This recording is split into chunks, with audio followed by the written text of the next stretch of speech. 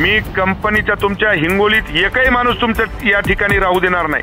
कंपनीचे ते दुःख तुमचे त्या जिथं जिथं ऑफिस आहे तिथं तिथं तर चुरा करू, पण तुम्हालाही कंपनीच्या सगळ्या माणसाला तुम्हाला सांगतो की मी हिंडू देणार नाही. हा, हातापाय तुम्हाला हातापाय जर सलामत ठेवायचे असतील तर शेतकऱ्याचं हित पहा. हॅलो, पीक विमा जिल्हा प्रतिनिधी बोलता? हो बोलतोय. तायडे? हा बोलतोय. आमदार बांगर बोलतो. हा दादा बोला ना.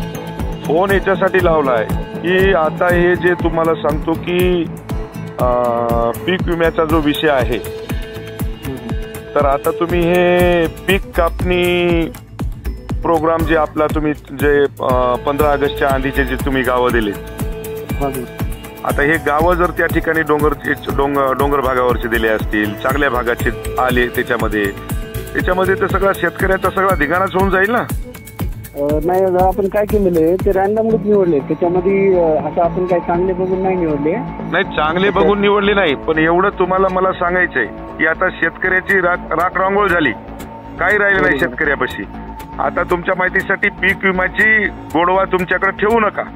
शेतकऱ्याचे काहीतरी पहा, शेतकऱ्याला काय परिस्थिती आहे, शेतकरी किती परेशान आहे, शेतकऱ्याला कोणत्या संकटात आलाय.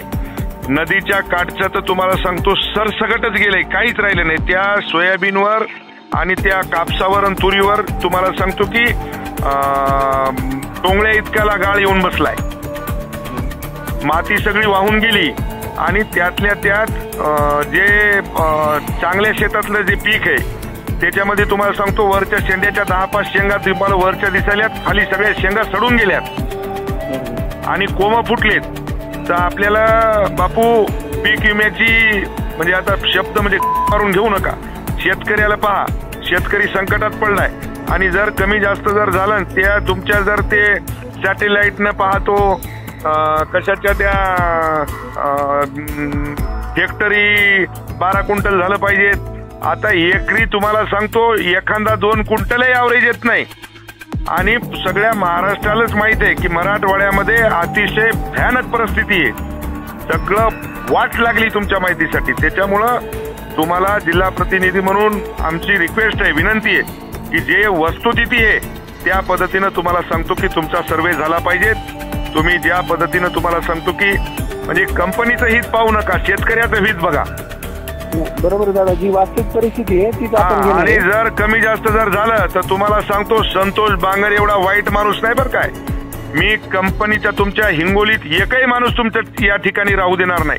कंपनीचे ते दुःख तुमचे त्या जिथं जिथं ऑफिस आहे तिथं तिथं तर चुरा करू, पण तुम्हालाही कंपनीच्या सगळ्या माणसाला तुम्हाला सांगतो की मी हिंडू देणार नाही. हा, हातापाय तुम्हाला हातापाय जर सलामत ठेवायचे असतील तर शेतकऱ्याचं हित पहा. नसता तुम्हाला सांगतो माझ्या एवढं वाईट नाही. वस्तुस्थिती असली पाहिजेत. आम्ही म्हणणार नाही तुम्हाला की तुम्ही फलानं करा, बिस्तानं करा, अमुक करा, पण जी वस्तुस्थिती आहे त्या वस्तुस्थितीप्रमाणे आपण चाललो पाहिजेत, एवढी दक्षता आपण घ्या. बिलकुल बिलकुल. आले का तेच घेणार आपण. इकडं ऐका तायडे, मी याच्यानंतर बोलणार नाही.